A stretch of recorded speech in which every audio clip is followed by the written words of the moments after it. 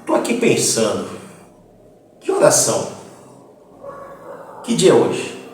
Com tantas perguntas que a gente faz, felizmente nós podemos hoje contar com calendários, relógios, cronômetros e outros aparatos que nos fazem medir o tempo, não é?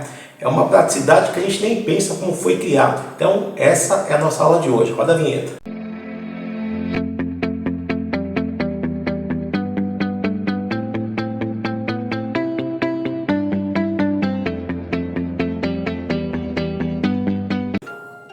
Bom pessoal, então vamos falar um pouquinho aí sobre o tempo, né? É a primeira aula aí nossa aí desse primeiro bimestre aí. Unidade 1, o tempo, o meio e as mudanças, né? Então vamos lá. Hoje, quando queremos saber as horas, precisamos de alguma maneira consultar um relógio. Para agendar alguma atividade, nós consultamos um calendário. Desde os primórdios da humanidade, o tempo faz parte da vida e dos hábitos das pessoas, ainda que a invenção do relógio seja mais recente. Os dias, os meses, o ano, as marés são exemplos de percepções de tempo que se relacionam diretamente com o movimento da Terra, da Lua e do Sol. Nesse sentido, o tempo parece nunca se distanciar de movimento e de espaço percorrido. Sabendo que essa grandeza é essencial para a nossa compreensão das mudanças e transformações, você já se perguntou: como medir o tempo? Vamos lá, pessoal, vamos falar aqui sobre os tupinambás e a influência da Lua. Você sabia? Em 1612, um missionário francês chamado Claude de Abbeville passou 4 meses entre os indígenas da etnia Tupinambá, aqui no Brasil, onde hoje é o estado do Maranhão, e relatou algo muito interessante sobre o conhecimento desse povo, que hoje vive no sul do estado da Bahia. Em seu livro A História da Missão dos Padres Capuchinhos à Ilha de Maranhão e as Terras Circunvizinhas, publicado em 1614, Claude escreve a seguinte observação. Então, veja lá, pessoal. Os tupinambás atribuem à Lua o fluxo e o refluxo do mar, e distinguem muito bem as duas marés cheias que se verificam na lua cheia e na lua nova ou poucos dias depois. Sabe-se que a etnia Tupinambá e muitos outros povos indígenas já associavam a pororoca, que é um fenômeno que deixa as águas dos rios violentas, e como as ondas do mar com a lua cheia.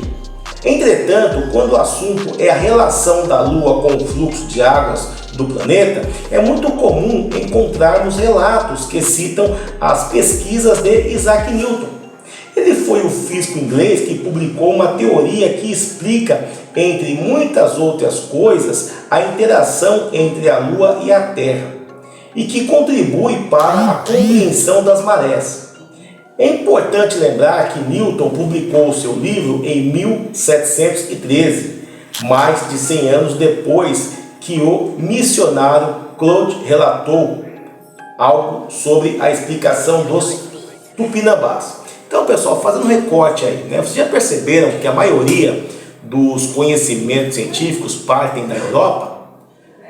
Não porque os europeus eles são mais inteligentes ou eles tiveram mais condições de pesquisa. Na realidade, os europeus eles pegaram todos os conhecimentos que haviam já no passado, dos povos antigos, né? E fizeram o quê? Eles aprimoraram essas pesquisas e divulgaram como ciência, tá? Simples, tá bom? Então vamos lá, pessoal. Parece que a Lua exerce influência sobre muitas outras coisas, não é mesmo? É hora de você resgatar a sua memória ou pesquisar livremente sobre a influência da Lua em outras questões, fenômenos e processos do mundo. Tá? Então nós temos aí agora um calendário, está na tela aí com vocês, que tem o seguinte questionamento: a influência da Lua nos partos? Né? Então, como vocês sabem, existem os partos normal, natural e o parto cesariano, que é com uma cirurgia. Nós temos aí uma atividade que você vai fazer junto com seus colegas, seus familiares e tudo mais, para poder fazer uma pesquisa, para ver se há alguma relação entre lua e parto. que hoje ainda permeia a nossa sociedade. Qual lua que é boa para o nascimento dos bebês? Lua cheia, lua nova? Vamos lá. Então você vai fazer uma espécie de pesquisa na sua turma. Então você vai ter lua cheia, lua minguante, lua nova e lua crescente, tá? E vai perguntar para o pessoal quais as datas que eles nasceram, ou seja, a data de nascimento deles, tá? E vai marcar se foi parto normal ou cesariana e que lua que estava, se era lua cheia, minguante, nova ou crescente, tá? E depois você vai fazer uma análise dessa pesquisa para realmente observar se a lua tem ou não alguma relação, né, com os partos, tá certo? Então, o agendamento dos partos por cesariana pode ser determinado por uma série de fatores que não dependem da lua, a menos que seja desejo de a família realizar cesariana em uma fase da lua específica. Olhando os dados coletados sobre a quantidade de partos normais e espontâneos da sua turma ou dos seus colegas, seus pares, há muitas pessoas que nasceram em uma mesma fase da lua. Se a resposta for positiva, isso seria uma mera coincidência ou uma comprovação do dito popular, não é mesmo? Quais procedimentos científicos seriam necessários para aceitar ou refutar a relação da lua com o parto? Nas áreas da ciência e natureza, uma pequena amostra de dados não é o suficiente para tirar grandes conclusões. Também é necessária uma teoria que explique de alguma forma a relação que os dados têm entre si.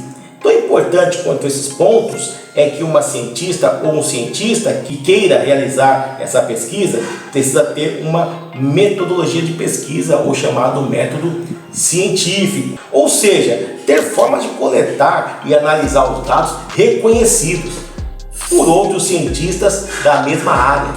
Um grupo de pesquisadores ou pesquisadoras da Universidade Estadual Paulista, Unesp, resolveu aceitar esse desafio.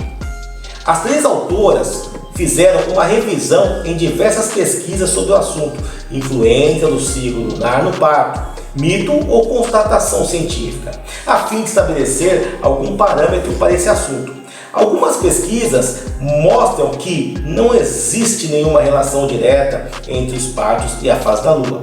Outras, entretanto, mostram que é possível ter uma relação quando se trata de partos naturais e espontâneos, ou seja, sem nenhum tipo de interferência externa. Assim, não chegamos a uma resposta convincente e esse problema permanece em aberto.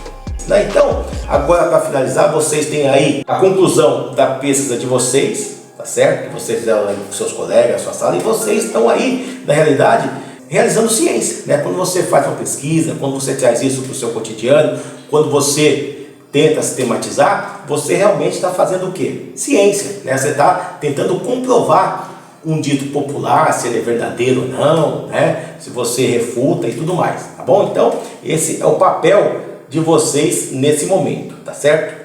Bom, pessoal, agora, né, nós temos aí a atividade 2, vamos fazer um trabalho mais prático. Então, qual que é a atividade prática aí? Medir o tempo sem relógio. Será que é possível? Tá certo? Então, o desafio é simples, é fazer uma maneira de medição sem que nós utilizemos o relógio. Para isso, o que eu fiz? Tá? Eu montei aqui uma espécie de engenhoca aqui, tá? Para vocês, né, medirem o tempo. Então aqui eu tenho uma garrafa PET cortada, graduada, eu graduei aqui em centímetros, tá? Poderia ser outra graduação, mililitro, enfim, né? Eu medi em centímetros, né? Só para facilitar. E aqui eu estou recipiente cortado, tá? E vou deixar aqui. Qual que vai ser a dinâmica? Tá? Eu vou colocar água aqui dentro, tá? E conforme ela vai descendo, ela vai descendo a graduação, melhor, aumentando a graduação, vai descendo, né? Por quê? Porque eu fiz um furinho aqui na tampa e a água vai descer, tá? Então, aí eu fiz uma forma de medir o tempo. Como nós vamos então medir o tempo, tá? Bom, pessoal, já coloquei aqui, ó, a água aqui dentro do meu, né? Tô segurando com a mão aqui embaixo para não pingar de vez, tá? E aqui, ó, tem graduação aqui, tá bom? Aqui, ó, tá com 4, veja a minha mão aqui, ó, tá com 4, tá bom? Vai começar com 4 e conforme o tempo vai passando, ele vai descendo e vai subindo a graduação, tá? Só lembrando que está em centímetro, ou seja, essa foi a minha forma de contar o tempo, tá bom? Agora eu vou ligar a música para a gente poder estar contando aí quanto tempo ela demora aí para passar, beleza? Eu vou colocar aqui a minha garrafa, tá? E vou ligar também o som. Beleza. Ó. Aí, já deu. Vamos lá.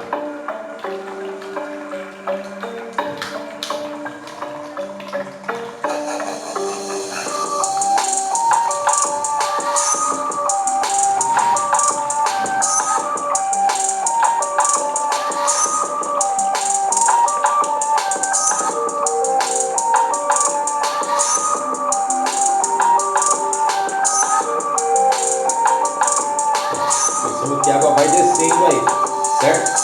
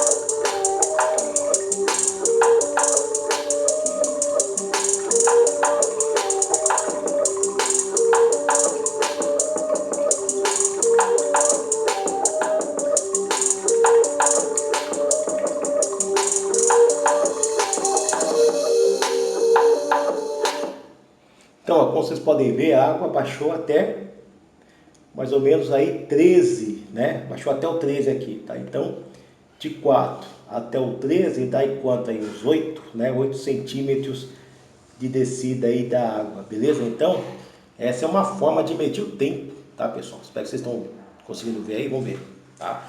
Então é isso mesmo. Então a nossa música, né? Ela fez a graduação descer até 13, né? Começou lá no 4, então veio até o 13, ou seja, desceu 8 centímetros, beleza? Bom, pessoal, então é hoje essa aula, até a próxima aí, beleza? Fui!